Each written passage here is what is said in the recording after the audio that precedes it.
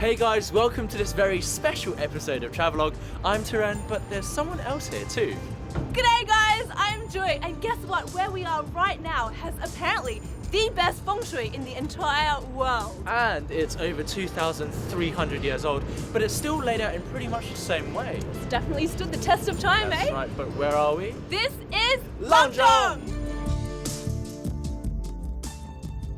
We're here in Sichuan province, where our journey begins amongst Langzhong's mountains.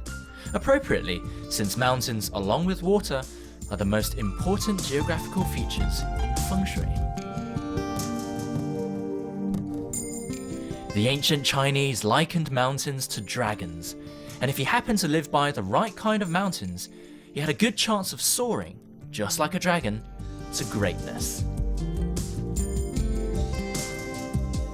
Now, one thing Feng Shui can do is tell your fortune, using the Ba Gua, the 8 trigrams.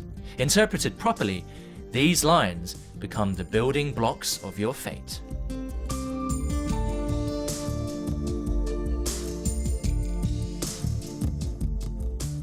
This is a massive Lorpan compass. So yeah, this would be, yeah, you got to sit on this. my face. And you got to spin it, and where it ends is your 8 trigrams, which we'll use to divine. If you can actually move the chair. So that way is south, that's north, west and east. So you're going that way. You follow this line. To reveal our destinies, we head up to Tiangong Temple. It holds the tombs of Tang Dynasty astronomers Yuan Tiangang and Li Chunfeng, who together wrote a book of prophecies that made them the Nostradamuses of China. They chose this site as their final resting place, because for the ancients, where you're buried is more important than where you were born. A place with good feng shui will ensure a peaceful afterlife.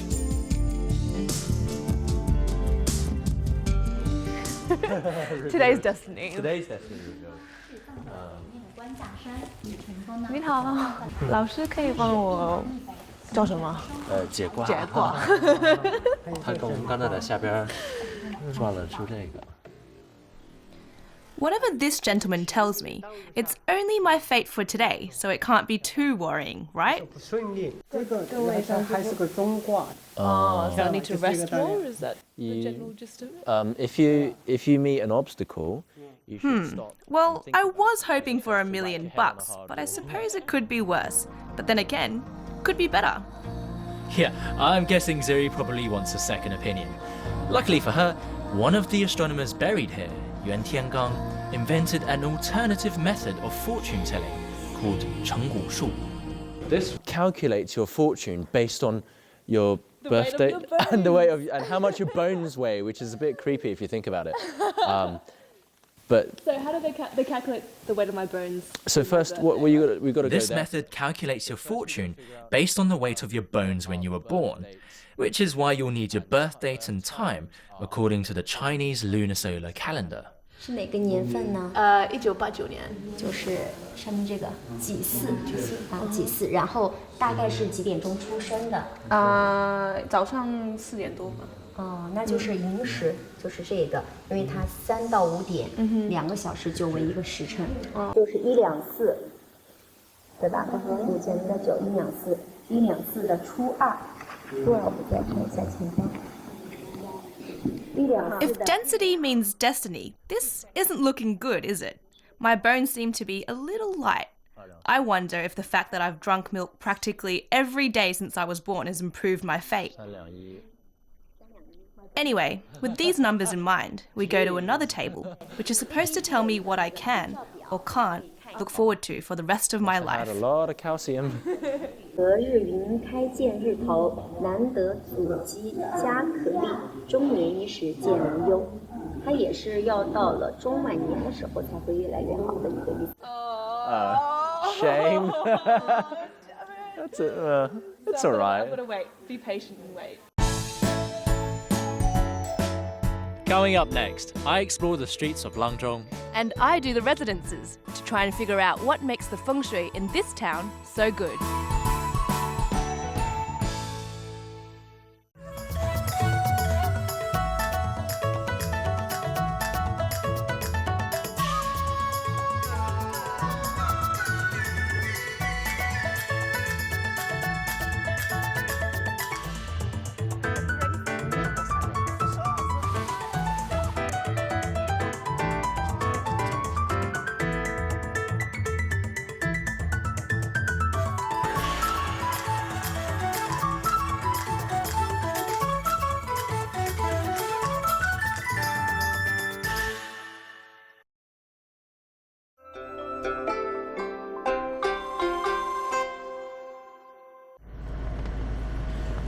Feng Shui is about finding good real estate, and that's why Langzhong is so special.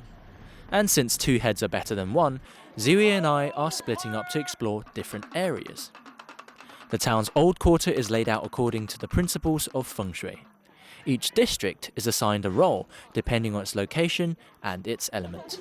For example, south is associated with fire, which makes water important here. 那咱们现在大东街上。 对，我们大概在这个位置。哦，以前是做生意的，像铁匠铺啊。哎，你看，比方说这些，都是我们这边的工匠锤啊给锤的。哦。这个是同心锁，它就是一个新的形象，新型的形象。原来也做这些的吗？对，也做，包括这些门环、门扣，还有这些，您看这个铜钱，对，哎，铜钱。 因为以前这一片是我们的一个商贸区，各类的商人都会集中在这一片儿。因为是离的江比较近。江比较近，从大方向它也是在这个城的东南方位。In Feng Shui, water means wealth, which is why Langzhong was originally established here. Protected from attack by a ring of encircling mountains, the wide course of the Jialing River allowed for easy trade and transport. The best way to understand this is to head to the top of Huaguang Tower at the southern end of town.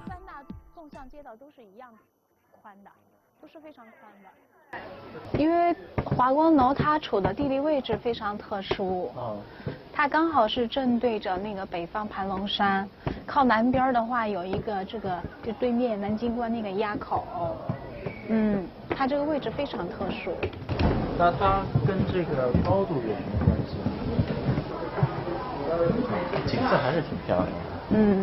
这个就是咱们的南边了吧？对，这是嘉陵江水。那这个地图按说就是反过来的。我们现在在这个华光楼。对。 然后我们看到对面的垭口是南京关，就是那个也有一座高楼的位置。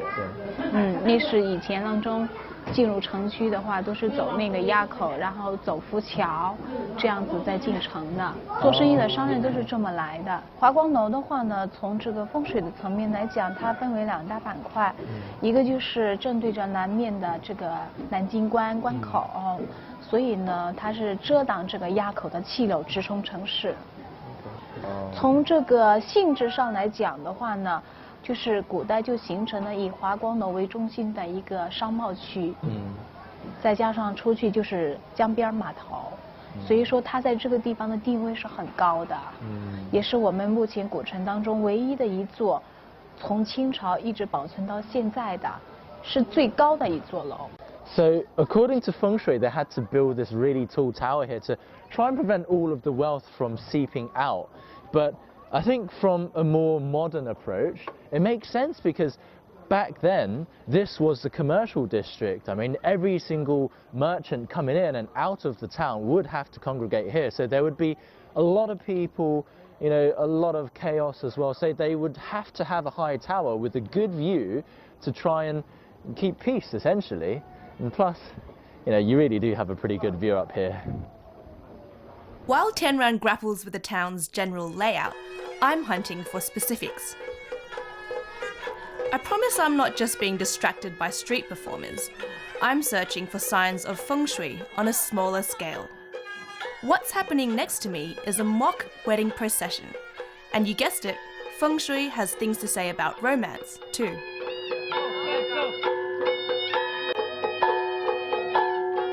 Langzhong is famous for being built on the principles of Feng Shui, and Feng Shui really penetrates through every aspect of this town.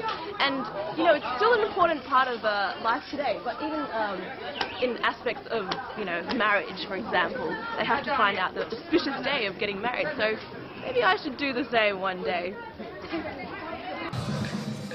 From what I've learned so far, I feel I need to do everything I can to upgrade my rather average fate and fortune. But for now, I'm enjoying my meander through Langzhong. The place is throbbing gently with everyday life. The ancient town is peppered with family compounds that you can wander into without worrying about committing trespass. This one with a very long corridor caught my eye. An architectural necessity or something to do with Feng Shui. So this is the Poole family compound, which was built around 400 years ago. And what's really unique about this place is that its entrance is actually the opposite of what Feng Shui principles state that it should be. So usually an entrance should be facing south, so it absorbs all the sunlight, which means good positive qi. But this one faces north because their neighbour has taken up the south wall. So what they've done to adjust for this is to build this entire walkway which makes you walk down the side of the house and spits you out in this yard, and therefore you end up walking into the house facing south. It's perfect. In fact, what I've stumbled into is a secluded guest house that's as authentically local as it gets. I take my time to breathe it all in. I figure it's a place that's fit for even Feng Shui fanatics to stay a night, or a few. Uncluttered clean space, fresh air, decorations like wood carvings that reveal a restrained sort of elegance.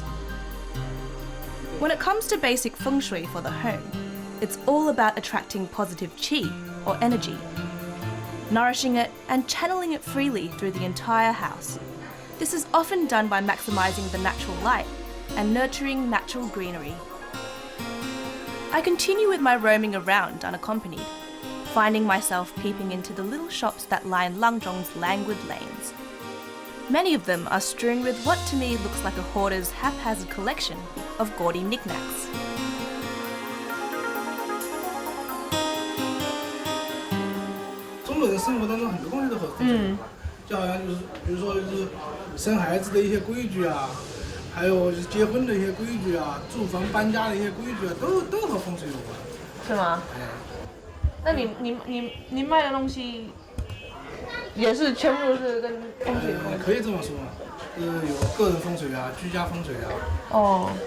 Even colors have to do with Feng Shui. I guess it's all about a balance between a person and the surroundings, so including jewelry, I suppose.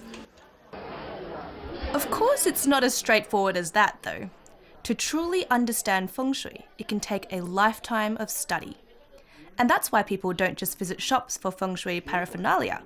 They visit Feng Shui masters, something that I'll be doing later.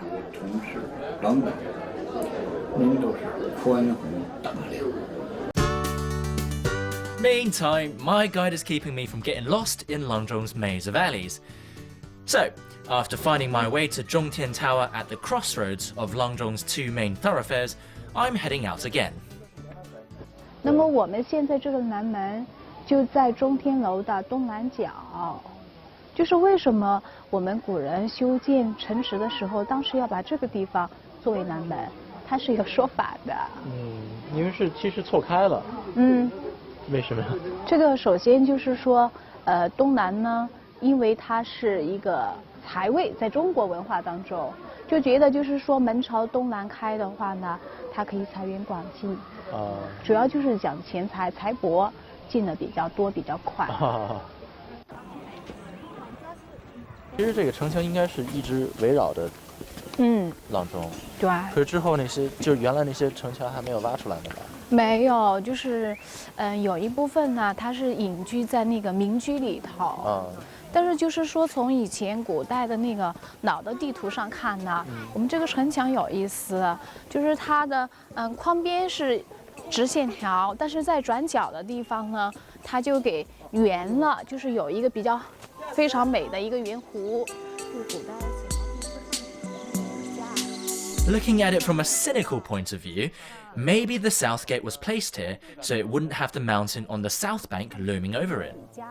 While Tianran's still grappling with the town's general layout, I'm, well, still hunting for specifics. My exploration of Feng Shui on a smaller scale keeps me straying off the main streets of Langzhong. So, we're entering the Hu family compound? Who, did you say? Well, this family is famous for being a family of medical practitioners. Now, behind me here, you might be wondering what this wall is doing. It seems a little bit random standing by itself. You know, does it play a functional purpose because of, privacy, or is it decorative? Probably both. But it also has a very important feng shui purpose. And by putting it in the middle of the courtyard, it blocks the bad spirits from coming in, the bad energy. So, I reckon it's probably worked, because after 300 years, this place still belongs to the Hu family and the descendants are still living here. The 8th, 9th and 10th generation since the Qing dynasty, in fact. While the Hu family compound is architecturally very typical of northern Sichuan style, the dwelling's composition pays special attention to feng shui and aesthetics. Inside, dusty galleries display a vast compendium of feng shui implements. Outside, imposing buildings surround a well-lit and spacious courtyard. There's a real peaceful ambience here in Langzhong, where there are feng shui rules and feng shui rules. Coming up next, it's all elements, dimensions and directions. With the help of our masters, we try to understand Feng Shui's tools of the trade.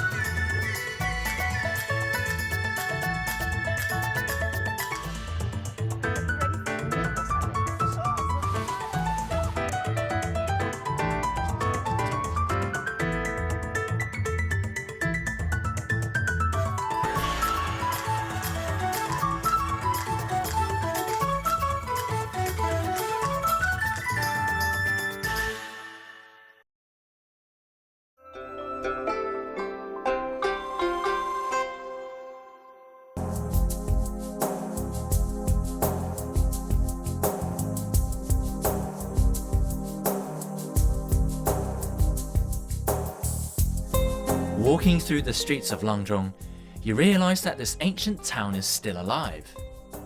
That behind the seemingly mute grey walls of its courtyards, life continues as always.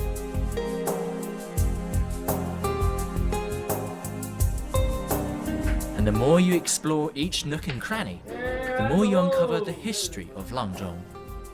Like its streets, whose names belie their past.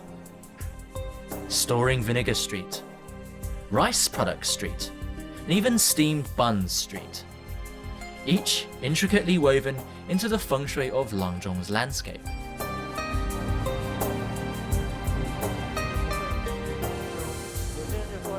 笔相街，它的笔相街是怎么能看出来的？笔相就是这个方向，它对着那个文笔塔，哎，你看，看到没有？那个白塔。对，它得对着那个文笔塔，所以它就叫做笔相。这个笔呢，就是在古代就是写毛笔字，下边那个毛，它是下头是粗的，然后到接上去就有一个尖，所以它是重点强调它的文笔很好。 主要是这个意思，这条街就是对着它那个方位。其实从方位上来讲，它就是指的是那是东方，这是西方。明白。哎，我们现在就是从东往西走，就好找路。哎，对对对，大概就是这样子。From Bixiang Street, we head out onto West Street, best known for Zhangfei Temple. One of China's most iconic historical figures, Zhangfei was a powerful general during the Three Kingdoms period over 1700 years ago. He's also Langzhong's poster boy, having headquartered here for 7 years, and his name has since become synonymous with loyalty and bravery. Like all other military buildings, his temple is located on the west side of town.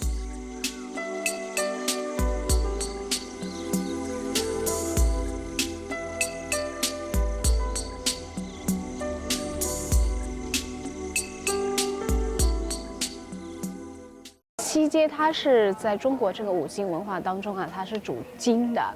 那么金的意思就是代表着消杀。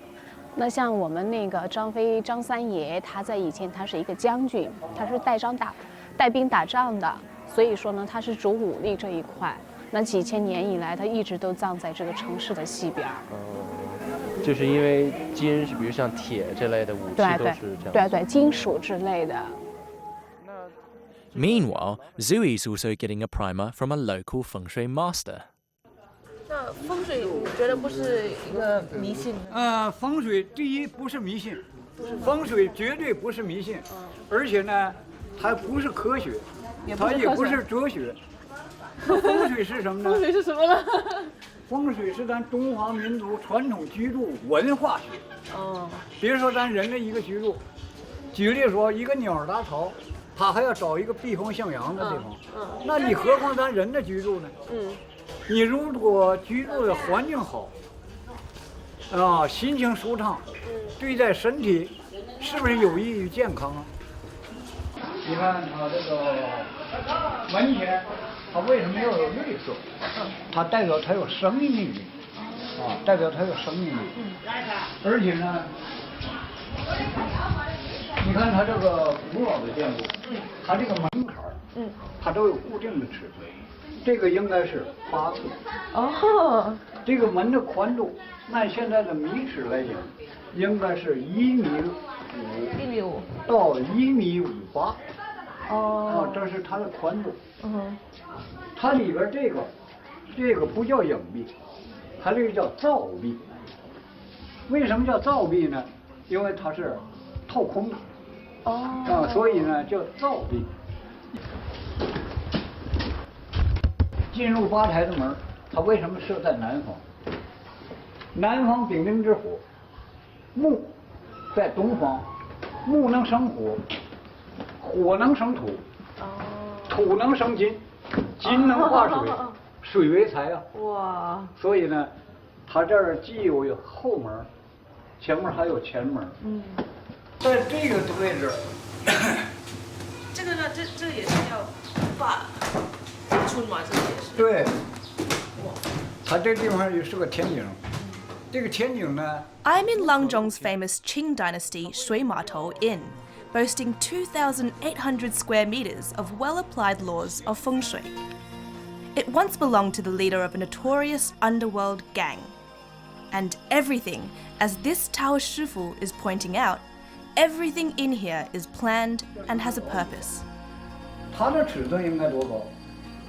这椅子都要量。当然了，你看两边这个椅子，它都有一个固定尺寸。不但你这个椅子它有固定尺寸，而且包括这个桌子，全有固定的尺寸。门有门的固定尺寸，床有床的固定尺寸。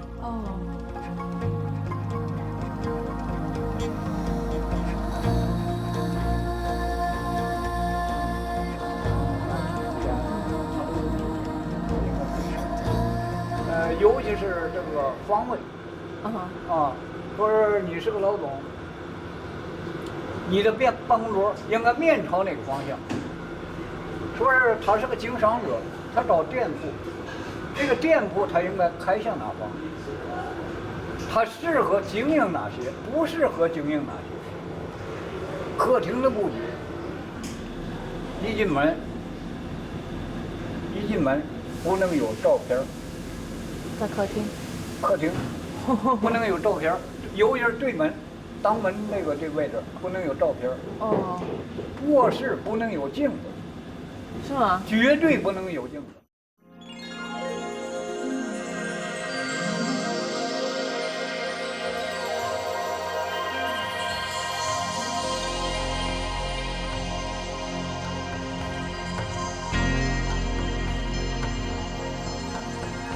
It's a lot to take in all at once. I've never really thought much about Feng Shui. I definitely have mirrors in my bedroom, 2, in fact. And I've always put my desk where it gets the best light, not in relation to the television couch. Now I feel like when I go home, I should measure my chairs. From what Master Ren has said, there are basic Feng Shui guidelines for your living space, which lead all the way to incredibly complex and precise directives. But overall, Feng Shui is based on the logical idea that your habitat impacts your life. Being comfortable with your surroundings is one thing, but there are ways to bring luck, wealth, and opportunity into your home. So, if there's nothing else to lose, why not Feng Shui away?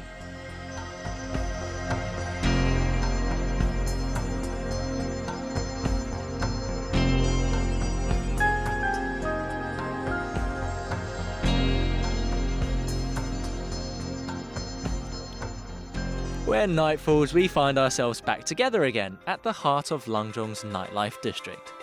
So, Zhui, what have you learnt about Feng Shui? Well, Feng Shui is like an onion, right? It's got layers. Wow, that's so deep, man. I can tell you've only got food on your mind. Can't get full on Feng Shui. Anyway, when the sun rises, we have one more stop to consolidate our newfound Feng Shui knowledge.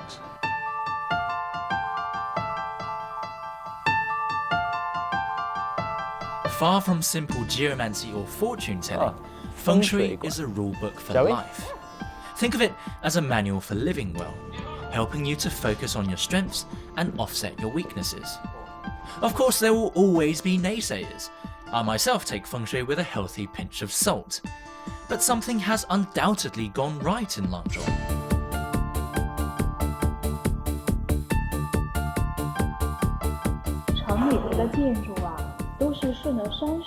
From the large-scale Feng Shui of its mountains and rivers, to its city layout, and right down to the personal lives of its residents, it's clear that Feng Shui permeates Langzhong at every level. Using Feng Shui, Langzhong has managed to balance its yin and yang and its 5 elements to create a positive living environment.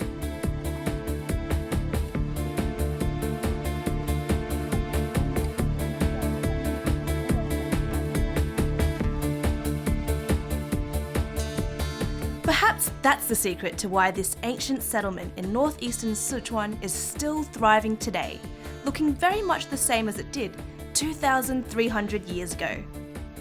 The sweeping lake panoramas, the swelling topography, the old labyrinthine town with its cobbled streets and spacious courtyards. We figured it out. The formula is all in the Feng Shui. Tune in next time for our second episode in Langzhong, where we're on the hunt for everything Zhangfei related, from street side snacks to silk and vinegar. See you then!